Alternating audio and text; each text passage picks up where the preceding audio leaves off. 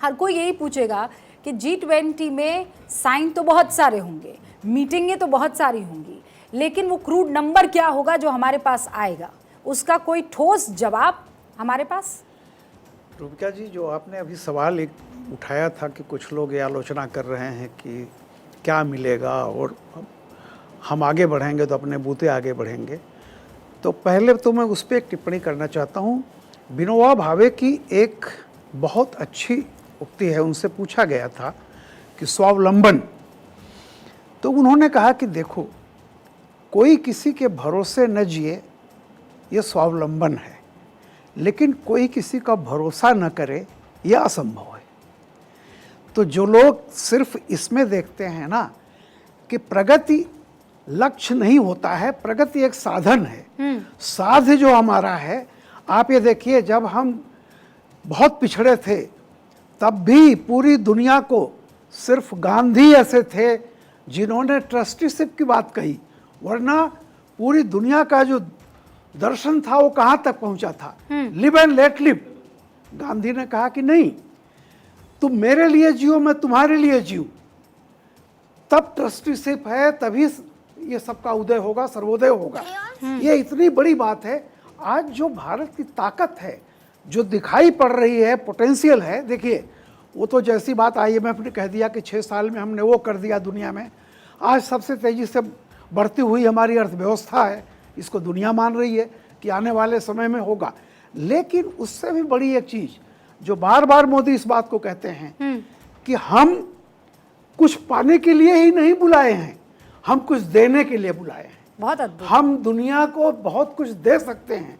और दुनिया, गांधी जी पे जितनी किताबें छपी हैं पूरी दुनिया में, आपको ताजुब होगा, अमेरिका में एक ज़माने में कार्ल मार्क्स और गांधी, इन दोनों पर जो बुक्स छपी थी वो गांधी पर सबसे ज़्यादा थी। तो ये अपने आप में एक बड़ा, ये जो है भारत से, वो जैसा सुनक जी ने क्या कहा, तमाम लोगों ने कहा है, ये G20 की मीटिंग से पहले लोग कह रहे थे कि ये जो कुछ आज उथल पुथल हो रही है, इसमें भारत बड़ी भूमिका निभा सकता है।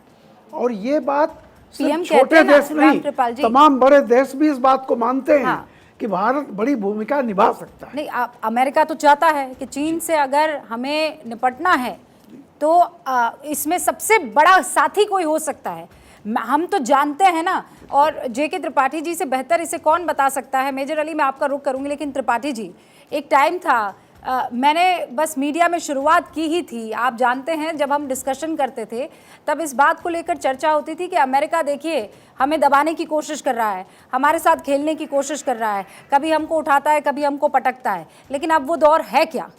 अब वाकई ऐसा है कि हम सिर्फ सुनेंगे, हम सिर्फ कहीं को करेंगे, या फिर अब वो टाइम आ गया है गिव एंड टेक, बॉस तुम्हारे पास क्या है और हमारे पास क्या है, टेबल पर बैठकर बात करते हैं।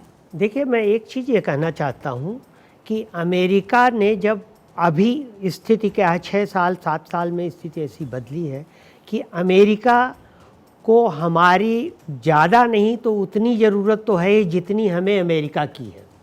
तो इसलिए दोनों, क्योंकि अमेरिका को, रूस और चीन को कंटेन करने के लिए एशिया में जापान नहीं भारत की ज़रूरत है, और इसीलिए अमेरिका की मजबूरी भी है, और रूस की भी ये मजबूरी है कि वो अमेरिका को कंटेन करने के लिए उसे भारत के अलावा और कुछ नहीं दिखता है।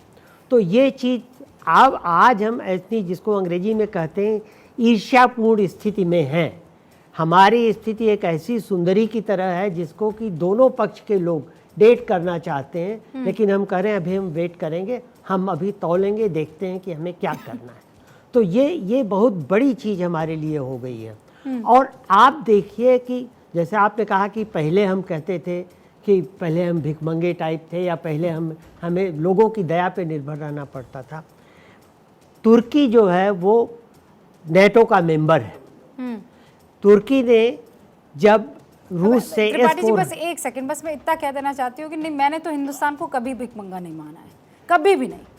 पहले I think, पहले हम इस बात को जरूर मैं मानने को तैयार हो जाऊंगी, और आप मुझसे उम्र में बहुत बड़े हैं, आप बहुत एक्सपीरियंस हैं, लेकिन मुझे नहीं लगता कि हिंदुस्तान कभी भी उस स्थिति में रहा है कि आओ हमें कुछ दे दो, चाहे वो नेतृत्व बदला हो कि ना बदला हो। लेकिन हिंदुस्तान हमेशा उस स्थिति में तो रहा है कि हाँ, सम्मानजनक है मामला, खुददार मुल्क खुददार नहीं, मुल्क देखिए, रहा है। 1950 वगैरह के आसपास स्थिति ये थी कि दुनिया हमको तब तक मानती थी कि हम रस्सी चढ़ने वालों का, सपेरों का, बंदर नचाने हाँ, वालों के वो देश। बात केवल है, एक वो मैं मानती हाँ, हूँ। प्रगति अंग्रेजों का नहीं वो है। था एक और उनका, लेकिन हमने कभी किसी के दर पर जाकर ये नहीं हमने- कहा कि भाई थोड़ी मदद कर दे नहीं, दोस्त, हमने नहीं अभी कहा। जरूरत है। हम तो बड़े खुददार मुल्कों में से हमने एक, नहीं कहा, लेकिन लोग ये मानते थे, एक पश्चिम विशेषकर ये मानता था। तो वो तो आज भी मानता है सर। नहीं, आज उनको- आज नहीं मानता, आज पश्चिम की मजबूरी है। वही मैं कह रहा हूँ कि आप देखिए, तुर्की ने जब नाटो का सदस्य होने के बावजूद तुर्की ने जब S-400 रूस से लिया तो अमेरिका ने काटसा के तहत उस पर प्रतिबंध लगा दिया। हम नाटो के मेंबर नहीं हैं, लेकिन हमने न सिर्फ S-400 लिया बल्कि रूस से हमने तेल भी लिया।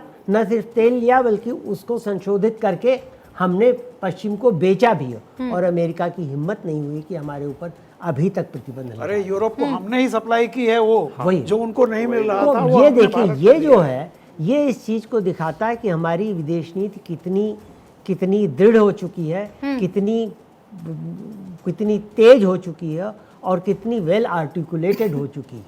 और हम पहले डिफेंसिव थे। पाकिस्तान कहता था कि कश्मीर हमारा है, हम कहते थे नहीं भाई, कश्मीर हमारा है, आपका नहीं है। अब पाकिस्तान कहता है कश्मीर हमारा है, तुम कहते हैं POK भी हमारा है, सिर्फ जम्मू एंड कश्मीर ही नहीं। और हम ये कहते हैं कि आप, और ये तो इतनी अद्भुत फीलिंग है JK त्रिपाठी जी कि बोलते हैं कश्मीर हमारा है, हम कहते हैं अरे सुनो POK हमारा है, दे देना।